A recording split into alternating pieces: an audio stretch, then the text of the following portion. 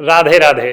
मैं आचार्य हिमांशु उपमन्यु आप सभी दर्शकों का स्वागत करता हूं कैपिटल टीवी के इस कार्यक्रम सनातन फाइल्स में, जहां हम सनातन धर्म से जुड़ी हुई बहुत सारी किस्से, कहानियां, व्रत, त्योहार इत्यादि के विषय में जानते हैं और समझते हैं कि क्यों हमें ये त्योहार करना चाहिए और साथ ही कब करना चाहिए। उससे जुड़े हुए जो भी द्वंद्व है उन सभी को सुलझाने का प्रयास इस कार्यक्रम में किया जाता है कि तिथियां, कई बार क्या होता है कि हमारे दर्शक या हमारे जो भी सनातन धर्मी हैं कई बार कंफ्यूज होते हैं कि किस दिन पूजन किया जाए और किस समय पर किया जाए।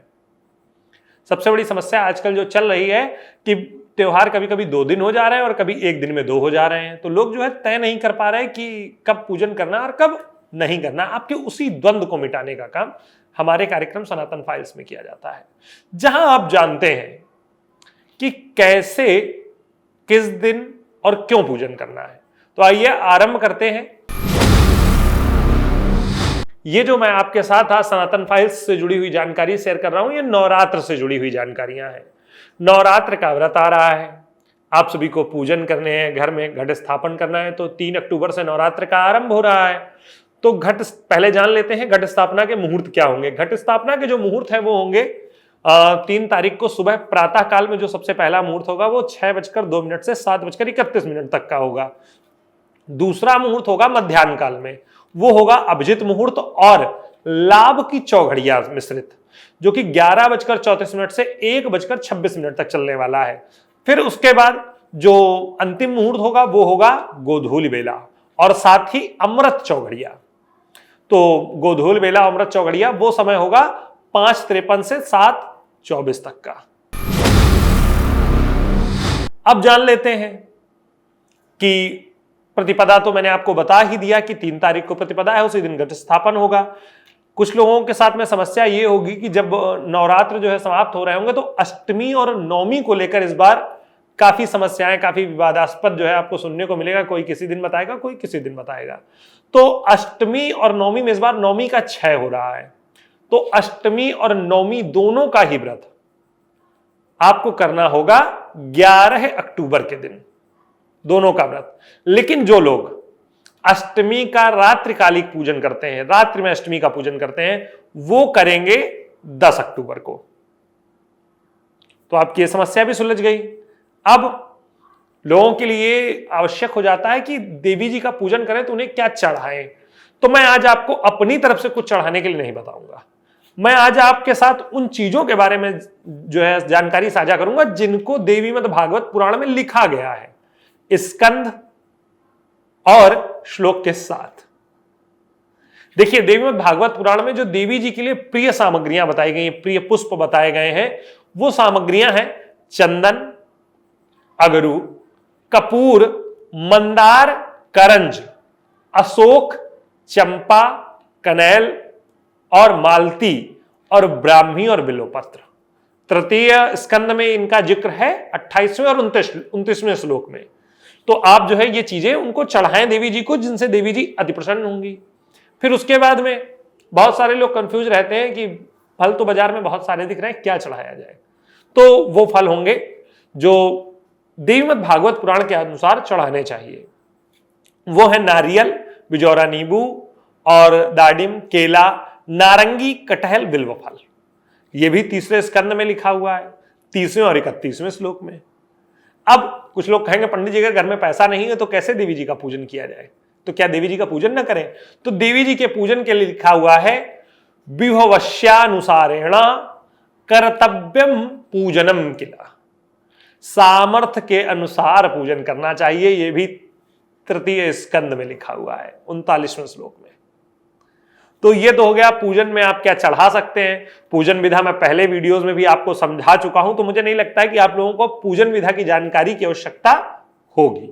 बाकी बता दूं, भगवती के जो है चरण धुला करके ही उनकी प्रतिमा का स्थापन घर में करना चाहिए और उसके पश्चात संपूर्ण स्नान, वस्त्र इत्यादि। देवी जी को जो सबसे आवश्यक है वो वस्त्र, चुनरी हो और साथ ही सिंदूर और नारियल, साथ में कपूर, लौंग की बलि। जो लोग कहते हैं बलिदान का जो है हमारे यहाँ विधान नहीं है, तो मैं बता दूं कर्पूर, तांबूल, बलि का विधान रहस्य में, जब देवी आप लोग दुर्गा सप्तशती का पाठ करेंगे तो उसमें रहस्य में इसका उल्लेख है कर्पूरैश्च तांबूलै भक्ति भाव समन्वितै। आप जो है भक्ति भाव के साथ कर्पूर और तांबूल समर्पित करें, यही देवी जी बलि के स्वरूप में ग्रहण कर लेंगी। और साथ ही इस बार सनातन फाइल्स में नवरात्र से जुड़े हुए इस वीडियो को करने का मुख्य उद्देश्य था, जीवन में बहुत सारी विपदाएं बाधाएं लोगों के साथ जुड़ी रहती हैं। लोग जो है जानना चाहते हैं उन विपदाओं से, उन बाधाओं से निकला कैसे जाए। तो हमारे यहां नवरात्र में कन्या पूजन का विधान है। ये उपाय ऐसे हैं जो निश्चित तौर पर आपके जीवन की विपदाओं बाधाओं को कम करेंगे। तो आपको चाहिए कि जो कन्या पूजन है वो हमारे यहां देवीमद् भागवत पुराण में निस्तारित किया गया है। किस आयु वर्ग की कन्या का पूजन करने से क्या फल प्राप्त हो सकता है।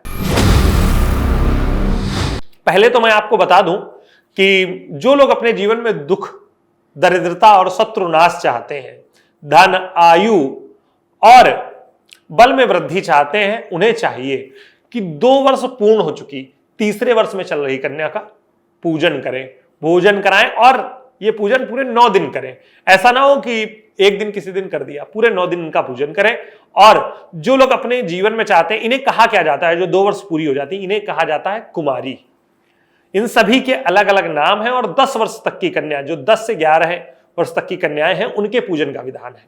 तो जो 3 वर्ष की कन्या हो जाए उसे त्रिमूर्ति कहा जाता है और उनका पूजन करने से धर्म, अर्थ और काम की प्राप्ति होती है।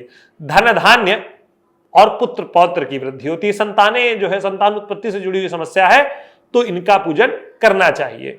अब 4 वर्ष पूर्ण हो चुकी कन्या, जिसे जो है कल्याणी कहा जाता है, उनका पूजन करने से विद्या, विजय, राज्य और सुख की प्राप्ति होती है। जो पढ़ने में बहुत कमजोर हैं, जो अपनी शिक्षा क्षेत्र में बहुत अधिक जो है काम करना चाहते हैं, उनके लिए चाहिए कि 4 वर्ष की कन्या का पूजन करें।